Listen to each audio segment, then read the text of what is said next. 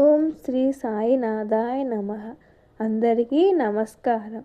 ఓం సమర్థ సద్గురు శ్రీ సాయినాథాయ నమః. శ్రీ సాయి లీలామృతం అధ్యాయం 2 శ్రీ సాయిబాబా జీవితం 2 పార్ట్ 1 అధ్యాయం 2.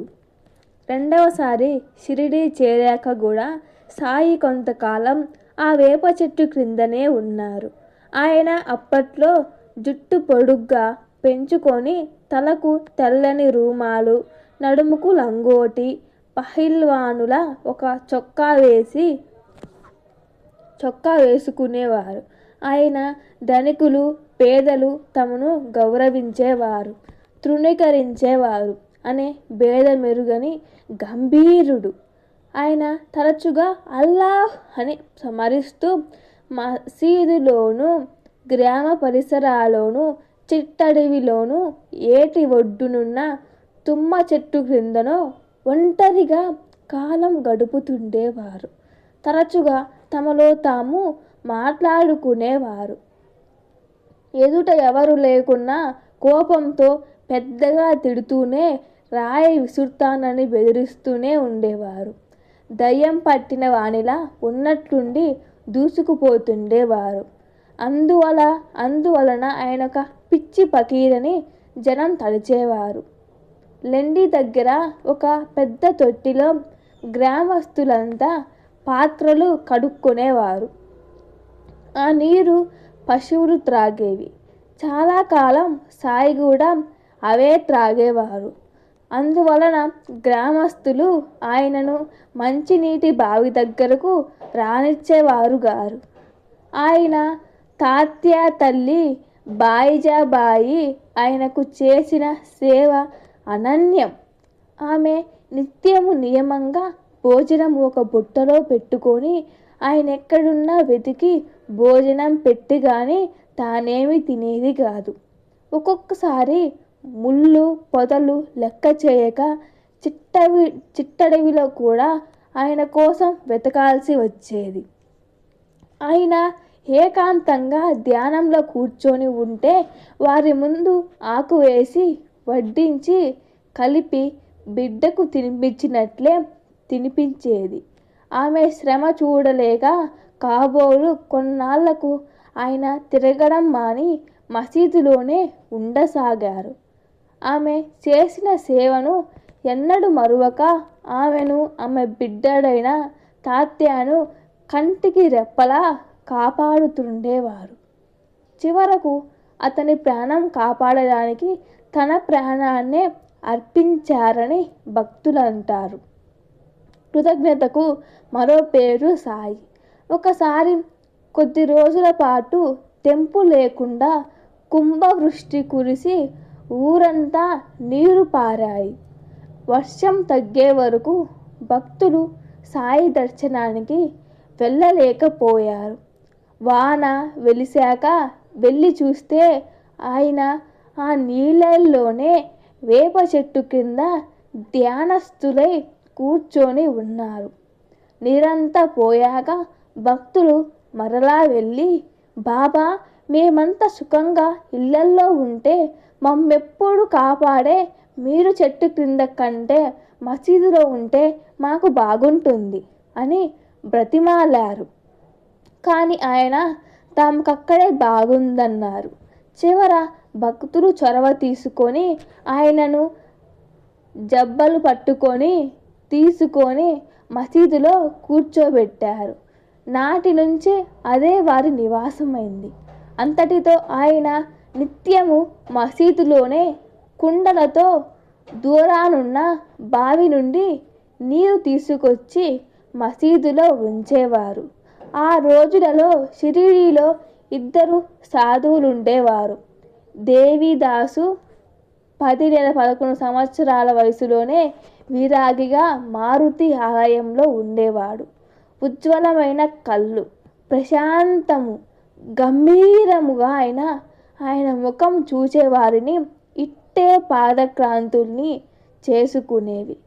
గ్రామాల్లో తాత్య వంటి కొందరు ఆయనను గురువుగా తలిచేవారు. ఈయన జానకీదాసు అనే వేరొక సాధువు కూడా సాయి పట్ల ఎంతో గౌరవంతో ఎక్కువసేపు ఆయన సన్నిధిలో గడిపేవారు. బాబా ఒక్కొక్కసారి 3 మైళ్ళలో ఉన్న రాహటోకా నీమ్గావ్కు వెళ్ళి సాయంత్రం అయ్యేసరికి తిరిగి వచ్చేవారు. ఒకసారి రాహట నుండి పూల మొక్కలు విత్తనాలు తెచ్చి ఆ వేప చెట్టు ప్రక్కనున్న నేలలో తవ్వి వాటిని నారు వేశారు. వామన్ తాత్య అనే కుమ్మరి ఆయనకు 2 కుండలు ఇచ్చాడు. ఆయన తమకు కాల్చనివి కావాలంటే అవే సమర్పించాడు. ఆ రోజు నుండి అతను బేరం అద్భుతంగా సాగింది. అందువల్ల అతడు ఆయనకు రోజు 2 కాల్చని కుండలిస్తుండేవాడు.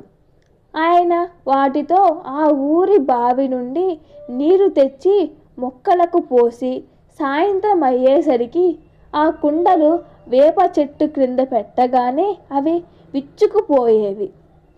3 సంవత్సరాలలో అక్కడ చక్కని తోట మెలిచింది. ఆయన ఉనికి వలన ఆ గ్రామం మహాశక్తివంతమైన క్షేత్రంగా రూపొందినట్లు మనస్సనే నేలలో గురుభక్తిని నాటి దివ్యలీలలోనే జలంతో తడిపి తపోవనం మొలిపించారు. చివరికి ఆ స్థలంలోనే ఆయన సమాధి మందిరం వెలసింది. పూతాంబాకు చెందిన గంగాగిర్ బాబా అనే గృహస్థ సాధువు ఆ ప్రాంతమంతటా ఆధ్యాత్మిక ప్రచారం చేస్తుండేవారు. ఒకసారి ఆయన షిరిడీ వచ్చి మారుతి ఆలయంలో భక్తులతో సద్గోష్ఠి చేస్తున్నారు. అంతలో భుజాన నీటి కుండలతో సాయి ఆ పక్కగా మసీదుకు వెళుతుంటే చూచి గంగాగిర్ ప్రసంగం ఆపి లేచి నమస్కరించి వారి వెనుకనే మసీదుకు వెళ్ళారు. అక్కడ సాయి కుండలు దింపి వెనక్కు తిరగగానే గంగాగిర్ ఆయనకు నమస్కరించారు. బాబా పెద్దగా నవ్వి, దేవాలయం ఈ మసీదుకు వచ్చిందే మంచిది. మనమిద్దరము ఒకే కుటుంబంలోనే వారము. ఎంతో కాలంగా కలిసి ఉంటున్నాము. ప్రజలను సన్మార్గంలో పెట్టమని భగవంతుడు మనలను పంపాడు. కానీ ఈ రోజులలో ప్రజలు కించిత్తుడు కూడా పరివర్తనం చెందడం లేదు. అందరూ క్షుద్రమైన విలాసాల మైకంలో చిందులేస్తుంటే హరి మన నెత్తిపై ఆవు పాలు పెట్టి వారి మధ్యకు పంపారు. కొందరు నన్ను చూచి నవ్వి పాలకుండపై రాళ్ళు విసురుతున్నారు. కొందరు నవ్వుతూ అతడు చెప్పేది వినకండి, సాయి నన్ను పూనాడు అని చెప్పి ప్రజల చేత ఈత కళ్ళు త్రాగిస్తున్నారు. నా దగ్గర పాలు తీసుకున్న వాళ్ళంతా పిచ్చివాడినంటున్నారు. కొందరు పాలు తీసుకొని కూడా వేదాంత చర్చల్లో దిగి పిచ్చి వాళ్ళవుతున్నారు. సత్సంగం పట్ల విశ్వాసము గౌరవం పోయి అసత్యాన్నే ఆదరిస్తున్నారు అని ఎంతో బాధగా గంగాగిర్ చేతులు పట్టుకొని పోయేవాడు పోతాడు, నిలిచేవాడు నిలుస్తాడు, చిత్తశుద్ధితో తరించి మార్గం చెప్పడమే మన పని అని చెప్పి తమ ఆసనంపై కూర్చున్నారు. అప్పుడు గంగాగిర్ తన భక్తులతో పేడ కుప్పలాంటి ఈ గ్రామానికి ఎంతటి రత్నం లభించింది. నక్షత్రాలాంటి మహాత్ముల మధ్య ఈయన సూర్యుని వంటివాడు. మీరు పిచ్చివాళ్ళు కనుక ఈయనను విడిచి ఎక్కడెక్కడో వెతుకుతున్నారు అన్నాడు. అలానే ఓసారి శ్రీ అక్కల్కోట స్వామి శిష్యులైన శ్రీ ఆనంద స్వామి యవల దగ్గరున్న సావర్గావ్లోని మఠంలో కొద్ది రోజులున్నారు. ఆయన పరమాత్మ సాక్షాత్కారం పొందిన మహాత్ముడు. అప్పుడు షిరిడీకి చెందిన మాధవరావు దేశ్పాండే, నందరామ్ మార్వాడి మొదలున వారు ఆయనను దర్శించి తిరిగి ప్రయాణమయ్యారు. అకస్మాత్తుగా ఆ స్వామి పరుగున వచ్చి నన్ను కూడా సాయి దర్శనానికి తీసుకుపోరా అని పిల్లవాళ్లను మారం చేస్తూ టంగా ఎక్కి కూర్చున్నారు. చివరకు షిరిడీ చేరాక ఆయన సాయిబాబా ఒకరినొకరు చూచుకున్నారు కానీ ఏమీ మాట్లాడుకోలేదు.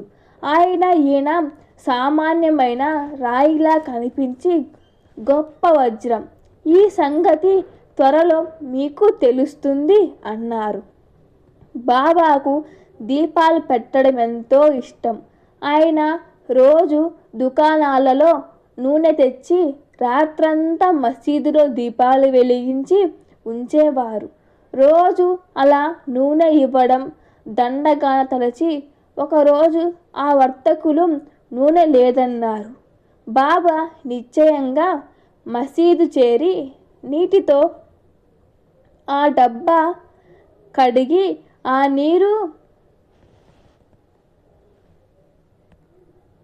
నీరు తాగేశారు. తర్వాత ప్రమిదలలో నీరు పోసి ఒత్తులు వేసి వెలిగించారు. దీపాలు చక్కగా వెలిగాయి. గ్రామస్తులు హృదయంలో చీకట్లు తొలగి ఆయనను క్షమాపణలు వేడారు. ఇష్టం లేకుంటే ఏమీ ఇవ్వనక్కర్లేదు, కానీ లేదని అబద్ధం చెప్పవద్దు, ఇవ్వము అని చెప్పాలి అని హితం చెప్పారు బాబా. ఈ లీల సంగతి ఈ ప్రాంతమంతా ప్రాకింది. మెరుములు ఉరుపు రానున్న కుంభవృష్టిని సూచించినట్లు మానవాళికి ఆయన నుండి దివ్యలీలలా వర్షించనున్నాయని తెలిపే శంకారమైంది ఈ లీల. నిజానికి ఆయన మసీదులు నివసించగా ఆయన చరిత్రలో మరొక ఘట్టం ఆరంభమైంది. అదేంటో నెక్స్ట్ పార్ట్ 2లో తెలుసుకుందాం. Thank you for watching. ఇంకెన్నో మహాన గాథలు, పురాణాలు అన్నీ పూర్తిగా తెలుసుకుందాం. అలాగే సాయిబాబా లీలామృతం కనీసం రోజుకి ఒక 15 నిమిషాలు వినండి. ఓం నమః శివాయ. ఓం శ్రీ సద్గురు సాయినాథాయ నమః. Thank you for watching.